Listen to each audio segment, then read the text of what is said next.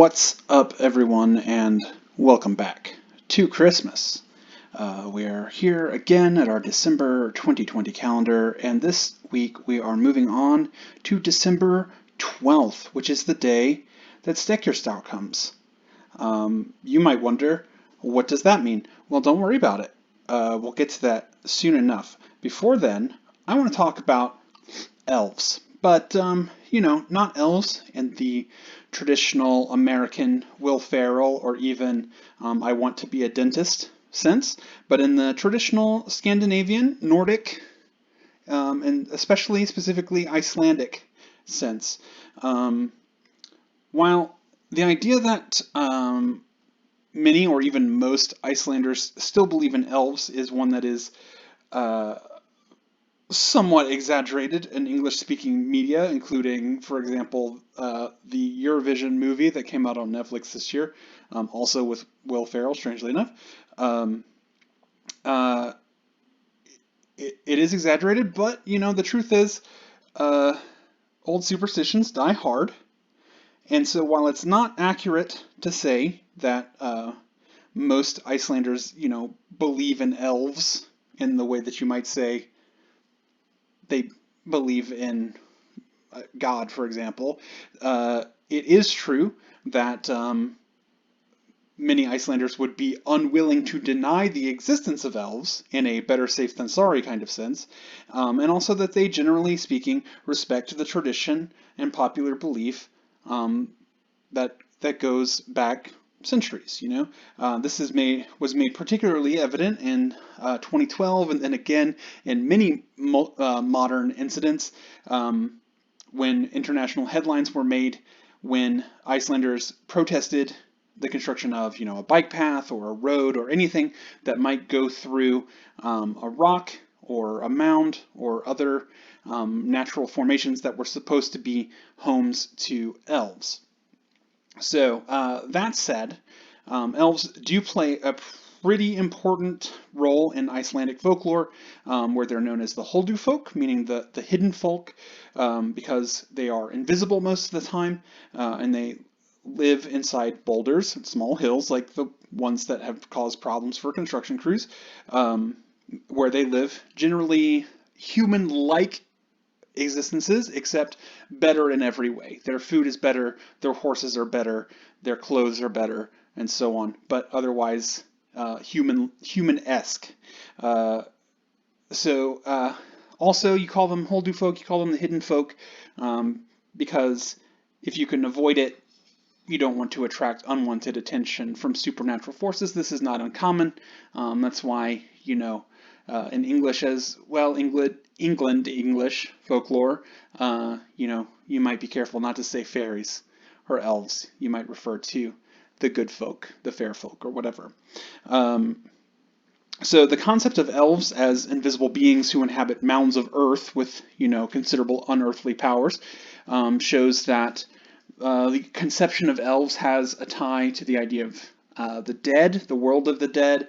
Obviously, in ancient times, the dead would have been buried in burial mounds, which were then later considered to be the homes of elves. So there's some connection between elves and the afterlife. But according to legend, the elves were created when God came to visit Adam and Eve, and also their children, but Eve was embarrassed because she hadn't bathed all of her children yet, and so the ones that were still dirty, she hid, and God was like, are these all your kids? Where are the rest of them? She's like, no, this is all 100% clean.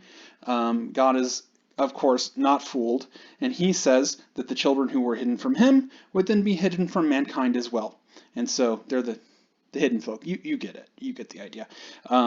Another version of the story says that elves were created during the war in heaven between Satan and God. When Satan rebelled, the angels who refused to take sides, one side or another, neither God's side nor Satan's side, they eventually became the elves. And so they were kind of a moral gray area. They weren't angels, they weren't demons, they were somewhere in between.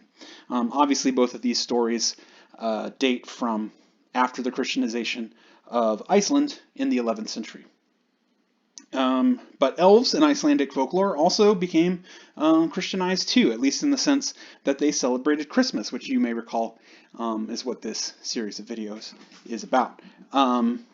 So a large number of Icelandic folktales are predicated on the idea of elves breaking into farmers' homes when they're out at Christmas Eve services. The idea is, in medieval times, it would be it would take a long time to get from your farm to where the church was, and so if it's Christmas Eve time, you have to leave. You have to leave your home, and so you leave, and everybody needs to go to church, but you leave one person to watch the farm and the home overnight while everybody else is gone. And so that one person often encounters elves coming into the house to celebrate the Yule or the Christmas, and whether or not that watcher of the house survives their elf encounter depends on how they react to the elfin retinue. So, in one story, for example, a girl manages to survive by making the house presentable to the elves. She sweeps up, she lights lamps and puts them everywhere, leaves the door open. She recites, not an incantation, but she recites a thing saying that the elves are welcome to come in, but that they need to make sure they leave when they're done. And then she goes up into the hayloft and she opens up her Bible and she reads her Bible and she refuses to look up no matter what she hears. The elves come in, they spread fancy treasures all over the ground, they push the tables back to the wall, they start to dance, they're having a wild time. They know the girl is up there. While they're making merry, they tempt her with their treasures, they invite her to dance, and so on. She refuses and she doesn't say a word, she doesn't look up from her Bible until finally the sun starts to come up and she goes, "Oh, it's dawn, the sun is coming, it's Christmas Day." And the elves suddenly rush out, leaving all of their treasures on the ground. Suddenly the girl is rich, right? So the next year, the girl's greedier sister decides that she's going to stay home and she'll watch the house, hoping to, of course, have an elf encounter as well. But rather than staying quietly in the loft and reading her Bible, she joins in the festivities and ends up breaking her legs from dancing so much and losing her mind. She has a mental breakdown from being face to face and whirling about with superhuman creatures. A similar story, also about somebody left behind to watch the house at Christmas, tells there's a household. They have a maid whose name is Hild. She's the one she would always volunteer every year to watch the house while the family goes to church. But the other person who would always be home is the shepherd, who doesn't have to watch the house, but, has to watch the sheep and then gets in too late to go to church with the rest of the family. And the idea is that every year on Christmas morning, the family would wake up and find the shepherd they had hired dead in bed. And so eventually one shepherd gets hired and he says, "I'm not worried about it. I'm going to solve this mystery. I'm going to see why your shepherd is dying every Christmas." And so he pretends to be asleep, kind of asleep with one eye open. And then while that's happening, Hild, the maid, comes in and he discovers that what she's been doing is every year while the shepherd is sleeping, she comes in, puts a bridle on him, which paralyzes him. Then she removes the control of his body, and then she rides him like a horse into the land of the elves, which it turns out she's the queen of. And so, he manages to, somehow he has a ring that makes him invisible. He uses that to explore the land of the elves. He finds out Hild is the queen. He learns that she's under a curse, that she can only return to the land of the elves at Christmas time. And so when he reveals himself, it's revealed that he's learned her secret, which breaks the curse. She can stay in Elfland. He's rewarded for his bravery, for being the only one not to be ridden to death as the queen of the fairies, or the queen of the elves horse. Guy. Anyway, they also say that elves move house at Christmas time. And if you want to see elves, your best shot is to sit out by the crossroads at Christmas Eve, and you'll see them as they're moving their things from one place to another. If you sit in the crossroads, they won't be able to walk past you, and they'll try to bribe you to get out of the way. Treasures, jewels, nice clothes, fancy foods, and so on. They might shapeshift into one of your loved ones, your mother, your wife, your husband, whatever, and ask you to come with them. And what you need to do is you stay silent, you refuse all their offers of treasures, all of their bribes. You stay there until daybreak, at which point the elves will leave, and they'll leave all the treasures they offered you on the ground, which you can then take to enrich yourself. But, however, if you accept any of the presents that they offer you before daybreak, they will ensorcel you and you will lose your mind. Elves are not the only thing out at Christmas. Trolls are also out, similarly making trouble for, poor maids and such left to tend the house while the family's at church. Also, like the elves, breaking into homes, throwing parties, although instead of having fun, cool dance parties, they're making toad-based s'mores and things roasted over the fire. But this premise is at the heart of a story that has variations throughout Nordic and Germanic Europe. The central portion of which is trolls break into a farmhouse that's being guarded by a guy, and the trolls are driven off by that guy's cat, which turns out to, in fact, be a trained bear, as you can see in this photo here. This photo from the actual scene. This is not a recreation. This is from the scene of that happening. Anyway, however, there's an even more famous family of trolls in Iceland that come out at Christmas time. This troll family is headed by the mother Grýla. You can see here on the right. This is her husband, Leppalúði. You can see him there. And yeah, Grýla, she's a giant ogress, and she loves nothing more than to eat children with her mouth parts. She lives with her husband and their many children in a cave in the Dimmaborgir lava fields, popular tourist destination in Iceland. And while the descriptions vary, as is true of so many of these figures, in some versions she's said to have a long nose covered in warts, cloven hooves instead of feet. You can see she's got hooves here. They kind of look more like horse hooves here. But she's got a long hairy tail. Sometimes she's got multiple tails. One version says she has 15 tails, and from each tail hangs 100 bags, and each bag can hold 20 children. These horrifying looking children here tied up with Twizzlers. But for most of the year, Grýla stays hidden in her cave out in the lava fields, taking care of her lazy husband, Leppalúði, and their sons. But she's got a very sharp sense of hearing, so she spends most of the year listening for children who are misbehaving, as her favorite thing to eat is naughty children. So as Christmas time approaches, the nights get longer and longer. Grýla comes out of her cave, she hunts down the naughty children that she heard during the year, stuffs them in those bags hanging from her tails. These poor children don't even know what gruesome fate awaits them. So Grýla first appears in writing in the well-known 13th century compilation of Norse mythology known as the Prose Edda. You've probably heard of it if you know anything about Norse mythology. But she doesn't become associated with Christmas until a different poem called Grýla, about Grýla, from the 17th century. And then there are other poems, and the oldest known poems describe her as, rather than stealing the children herself, she goes around like a beggar, begging parents to give her their naughty children to eat. So Grýla and her husband, Leppalúði, have insatiable appetites. He's famously lazy. He doesn't get out of bed to help her.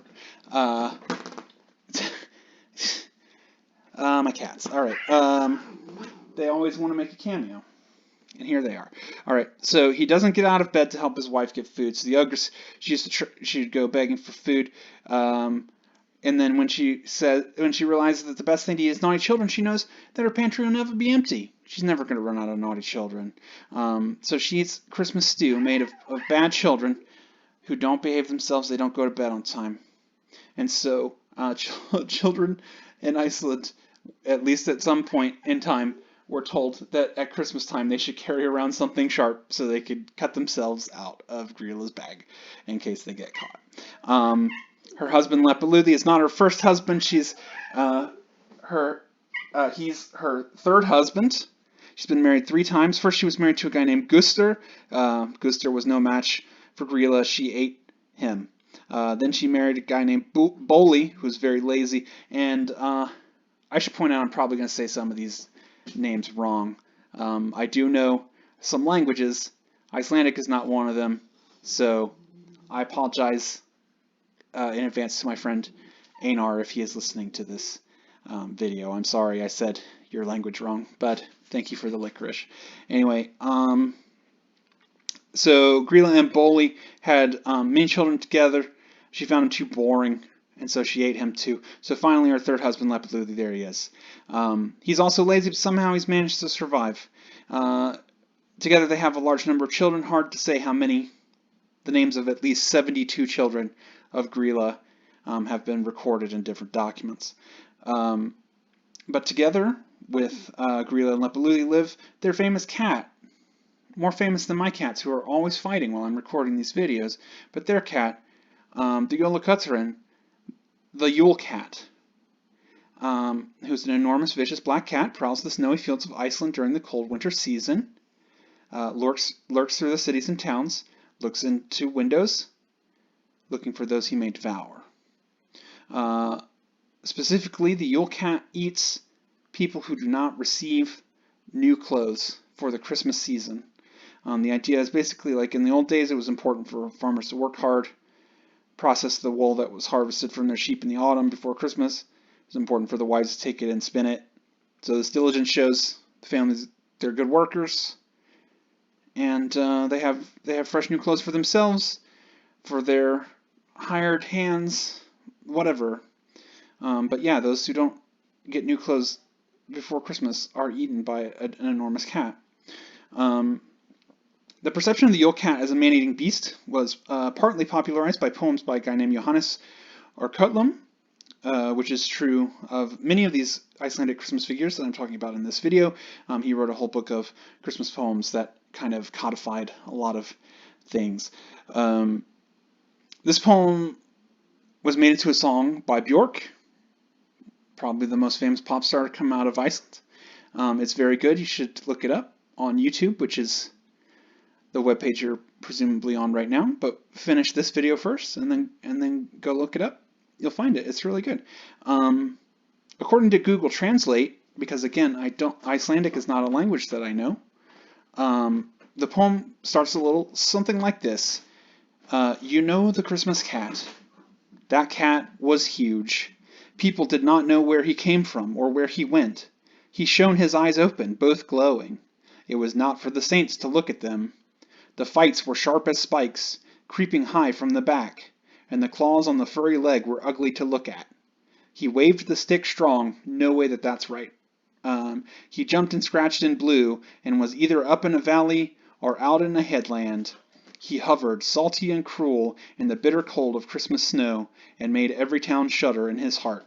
That could have been worse.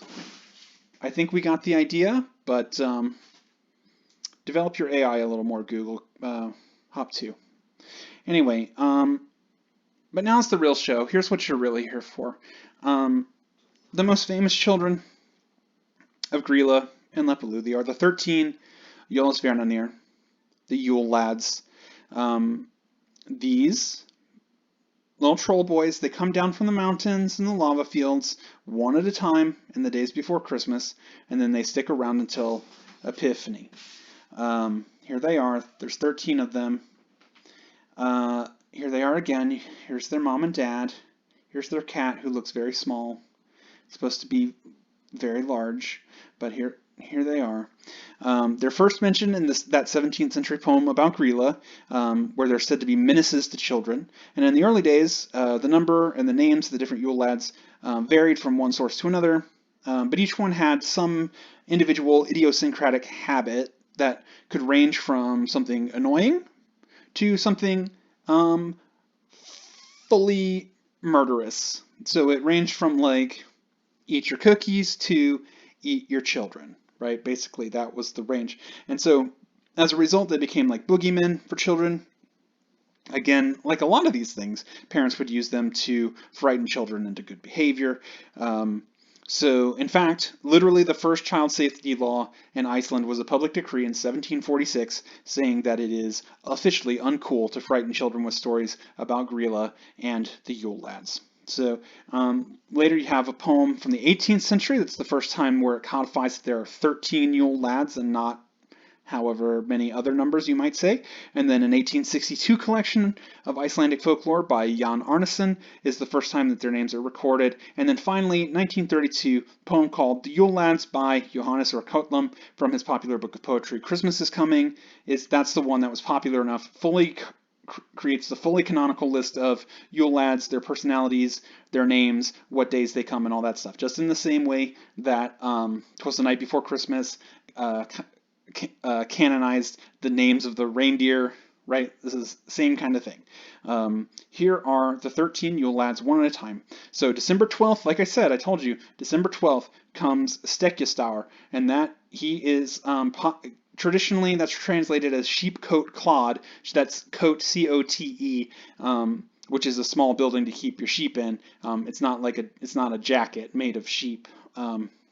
But the idea is that this guy sneaks into the little sheep building with the intent to suckle all the milk out of all of the ewes until there's no more milk. He just sucks those ewes dry. But the good news is supposed to be that he has stiff legs that do not bend at the knee. That does not seem to be represented in this little figurine here. But so if you see him, you just give him a good shove and he will topple over. So he comes on December 12th, and then he sticks around until Christmas Day, December 25th.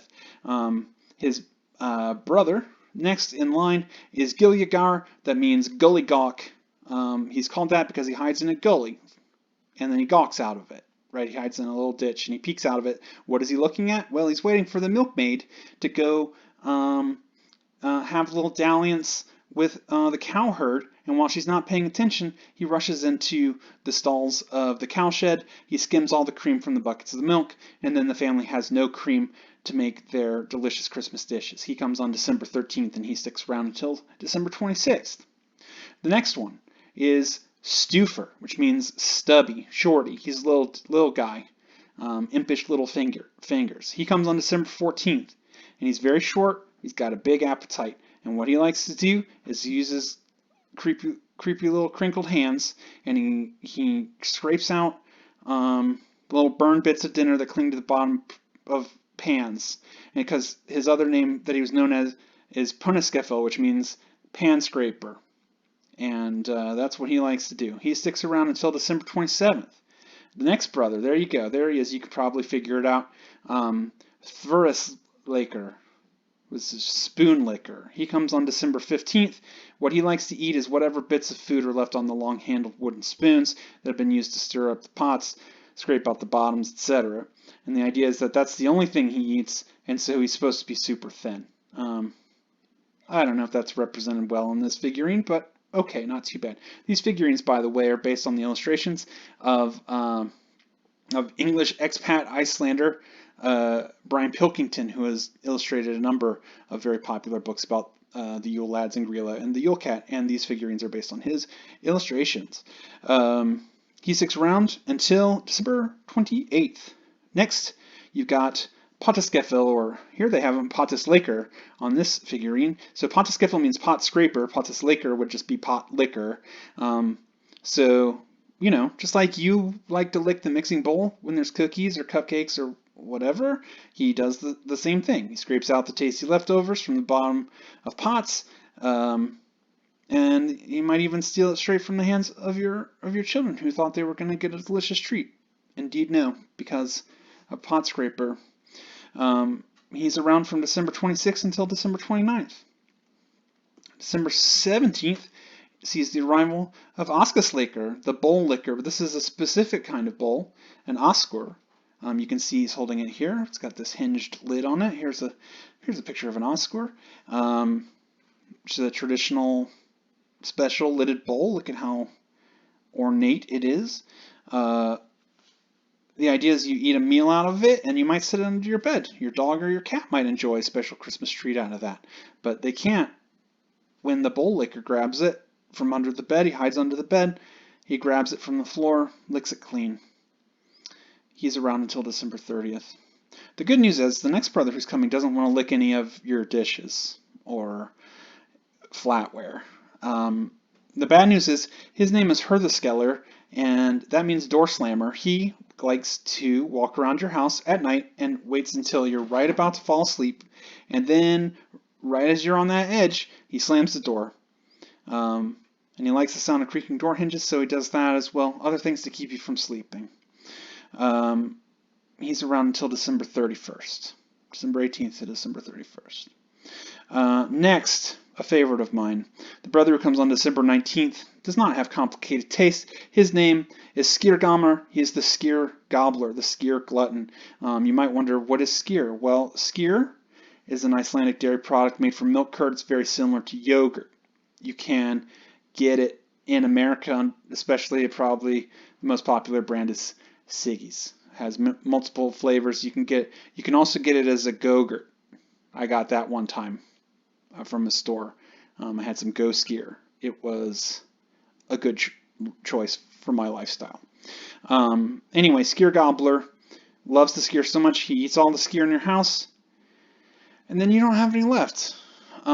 Which is why I say at the Christmas season, skyr in, trolls out. A good mantra to keep in mind. Skyr in, trolls out. This particular troll will leave on January 1st. Next, and oh boy, Einar, I'm so sorry, bud. Bugnakraekir is the sausage swiper. He comes on December 20th, and hey, he swipes your sausages at Christmas time. Special treat, you hang some sausages up in the rafters to smoke.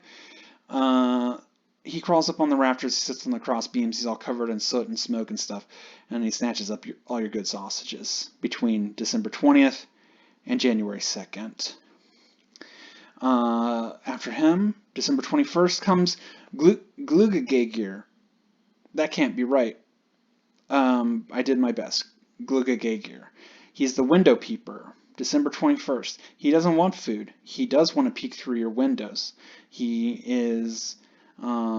theoretically, he's looking for wonderful toys you might have received at the Yuletime season that he might sneak into your house and steal those toys. Who knows what other kind of illicit misdeeds he might be performing at your window pane. Impossible to say.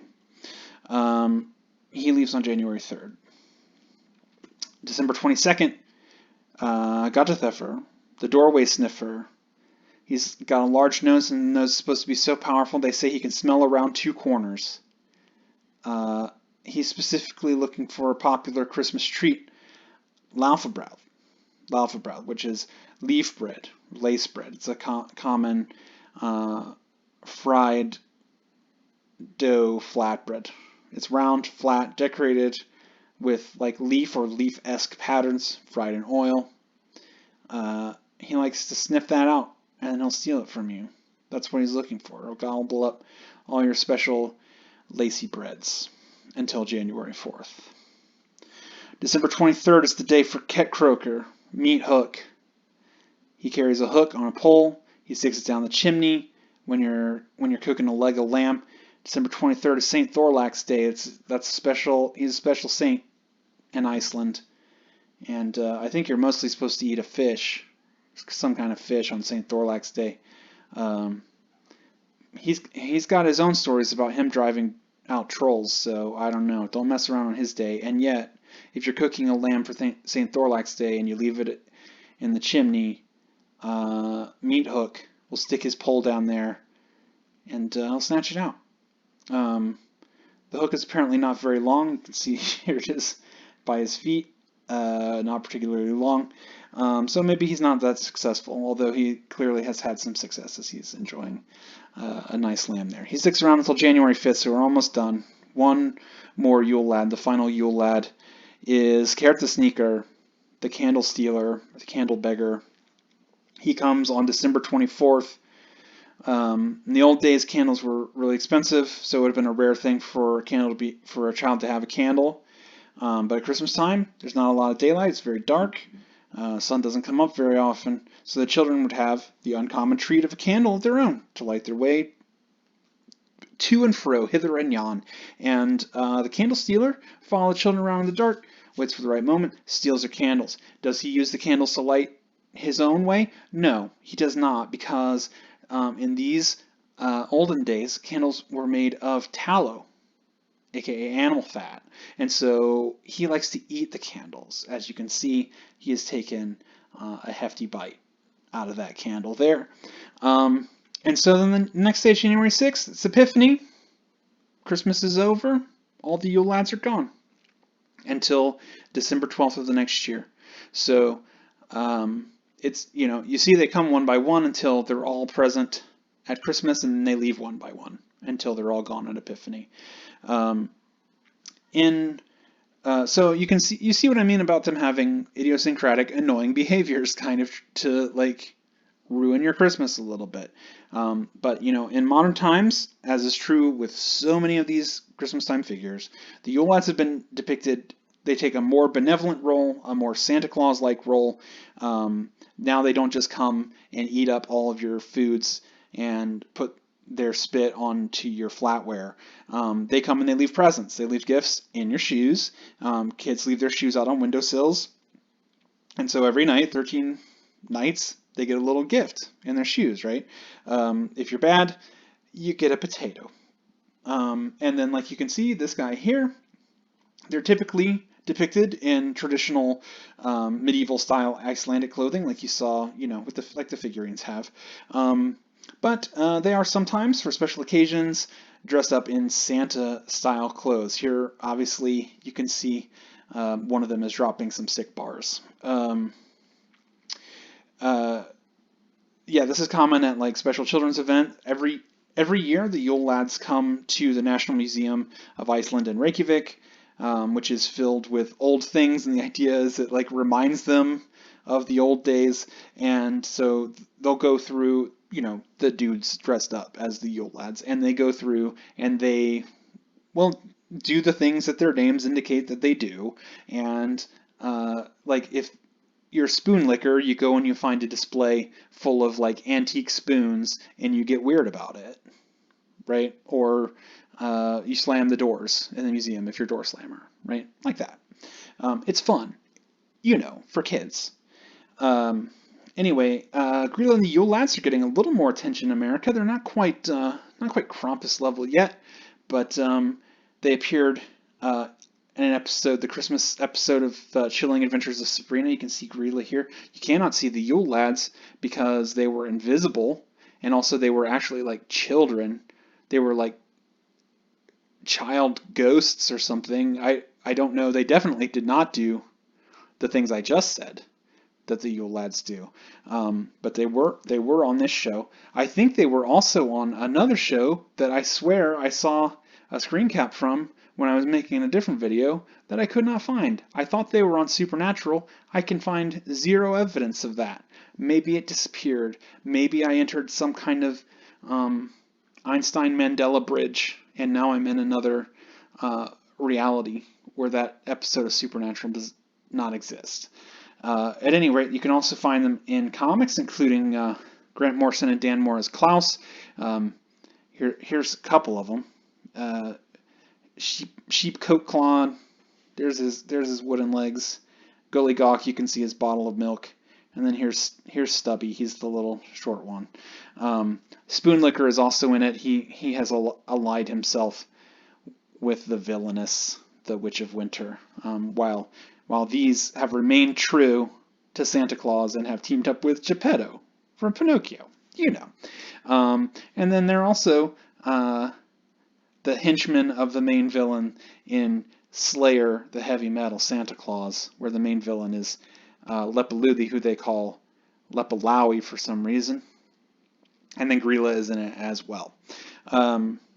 So there's some stuff with Yule lads. People are catching on to those dudes.